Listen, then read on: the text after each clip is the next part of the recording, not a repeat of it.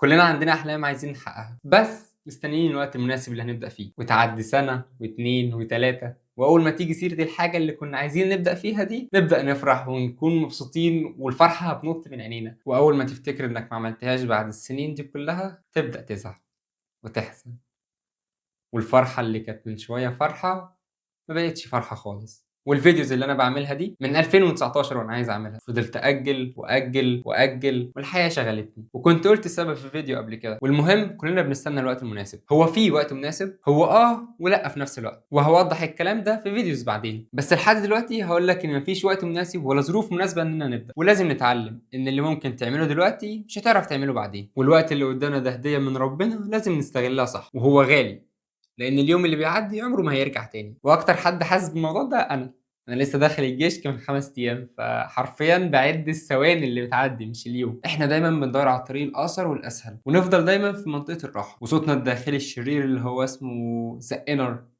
بالمناسبة هبقى أعمل عنه فيديو. صوتنا ده بقى كل ما بيلاقي الطريق طويل بيفضل يخليك تكسل ويقنعك إنك مش هتقدر عشان هو يرتاح، وممكن أنت تدور على أضرار الصوت ده لحد ما أنزل لك الحلقة. وإحنا كبشر عاطفيين جدا، يعني بنمشي بعواطفنا، فأول ما نسمع الصوت ده لازم ناخد موقف. أنا دايما كنت بشوف إن الموضوع طويل ولازم ياخد سنين، وإن أنا عمري ما هقدر إن أنا أوصل للحاجة اللي أنا عايزها، عشان بس هو عقلي كان دايما بيرسم لي الموضوع ده. مثلا عايز أبقى يوتيوبر مشهور محبوب من الكل زي مثلا أحمد أبو زيد، فهو عنده 8 مليون، فهو بقى له اكتر من 10 سنين. فهل انا بقى هقدر اقنع نفسي ان انا اشتغل ال10 سنين دولت عشان اوصل اللي هو وصل له؟ فعقلي وقتها يقنعني اللي هو انت فين يا ابني، وحلمك فين، وهدفك فين؟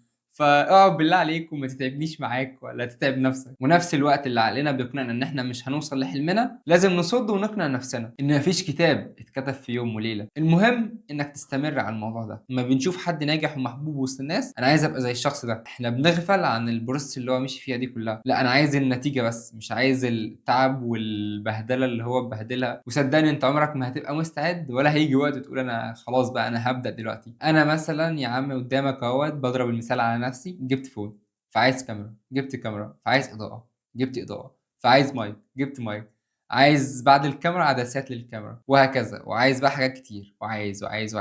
فدايما كنت بحط نفسي في خانه اللي هو ما ينفعش يتحط فيها اصلا. فحلك الوحيد انك تبدا كل يوم بحاجه صغيره. زي مثلا انا كعمر دلوقتي مش امكانياتي ان انا اجيب كاميرا حلوه، لا انا اروح اتعلم مونتاج. بره المونتاج اروح اتعلم ازاي اكتب سكريبت اصلا. حاجات كلها هتوصلني للحلم النهائي ليا، اطلع كواليتي حلوه بكاميرا، بموبايل، بسوفت بوكس انا عامله بكرتونه، اطلع فيديو حلو، اتعلم تدريج الالوان. وبالتدريج كده مع نفسك خطوه خطوه واحده واحده على حسب انت هتقدر تعمل ايه دلوقتي. ودايما هتكون في صراع مع صوتك الداخلي اللي هو الوحش ده اللي هو دايما بيشدك لتحت. فيا صاحبي احنا مخلوقين عشان نتطور ونتغير. عشان كده انا سميت السلسله دي اللي هي شراره التغيير او خطوه للتغيير. لسه مش مستقر على اسم. ودايما نركز على صوتنا اللي بيقول لنا قوم اتحرك، قوم اشتغل، قوم اعمل حاجه، بدل ما نركز على صوتنا التاني اللي هو الشرير. دلوقتي انا ما بشتغل دلوقتي بفضل بحن للماضي واقول ده مش انا ما كنتش كده، انا ما كنت بخرج، كنت بروح مع اصحابي، بروح واجي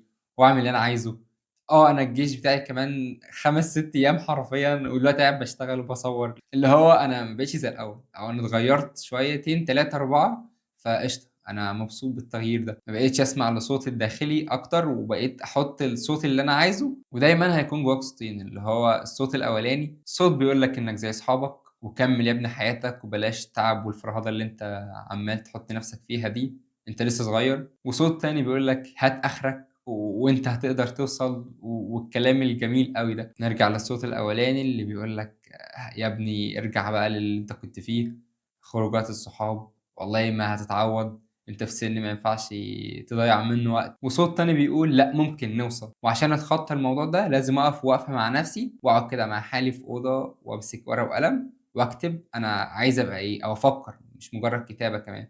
افكر انا لو عملت كذا وسمعت الصوت الاولاني اللي بيقول لي خليك قاعد زي ما انت، بعد شويه سنين يعني هوصل لايه. وابدا اركز في التاني برضو واقول انا لو عملت الحاجات اللي انا عايز اعملها دي هوصل لايه في الاخر، وايه النتيجه، وهل انهي كفه الاحسن. هقدر وقتها اقرر ان انا عايز ابقى ايه. ولو اخترت الجانب الوحش هفضل دايما مع اصحابي، هروح واجي، خروجات، مصاريف. ولو بقى اخترت الجانب التاني اللي هو الحلو، وقتها بقى انت هتحط نفسك في كوميونتي ناجح، هتحاول تتحوط بناس نفس رغباتك، وليكن كلهم عايزين ينجحوا. مش شرط انا كلهم عايزين يبقوا رسامين مثلا، مش كلهم عايزين يبقوا يوتيوبر، مش كلهم عايزين يبقوا صناع محتوى. تتعرف على ناس وتبقى في كوميونتي كلهم عايزين ينجحوا مهما اختلفت الطرق بقى، بس كلهم بيسعوا انهم ينجحوا. عشان لو حطيت نفسك في وسط دايره كلهم واقفين هتحس ان انت دايما اللي عمال تعافر، ومع الوقت هيشدوك. فانت محتاج تعرف ايه الطريق اللي هيرجعك تاني لنقطه الصفر اللي انت كنت فيها وتحاول تقطعه. فانت محتاج تحط بلان كده واضحه، تعرف ان ايه الحفر اللي موقعاك وتبدا تتجنبها. فمثلا انا بعمل حاجه معينه ما ببقى لوحدي، احاول على قد ما اقدر ما اقعدش لوحدي. خروجه معينه مع ناس اغنياء جدا بيحسوني ان انا شخص اقل منهم، ما اخرجش معاهم تاني. لما تيجي تبص على نفسك بعد كام سنه بعد اختياراتك دي وتقول انا سعيد جدا وفرحان جدا ان انا اخترت صح، وسعيد في الطريق ده وفرحان انك اخترت صح. وفي الاخر بقى اجاوبك على السؤال اللي انا قلته لك في اول الحلقه، انا لو فشلت ايه اللي هيحصل؟ هل كده خسرت كل فلوسي ووقتي؟ يا ترى الناس هتقول عليا ايه لو فشلت؟ يا ترى انا غبي ولا فاشل؟ هاجي بقى كده واقول لك ايه اللي هيحصل لو فشلت. هاجي اقول لك بقى انا لو فشلت الموضوع ايزي خالص كمان، واخد وقتي ان انا افهم انا ليه فشلت، هتعلم من غلطي وهبدا تاني. ولو مت بقى وقتها انا حاولت ان انا اوصل، مش انا كنت نفسي احاول ان انا اوصل. وهقول لك في الحلقات الجايه عن شويه تجارب ازاي فشلت فيها وتعلمت منها ايه. ودي كانت الحلقه الثالثه من سلسله شراره التغيير او خطوه للتغيير. ما تنساش تحط ريت عالي لو انت على سبوتيفاي، ولو على اليوتيوب اشترك في القناه. وما تنساش تكتب في كومنت انت مستني ايه.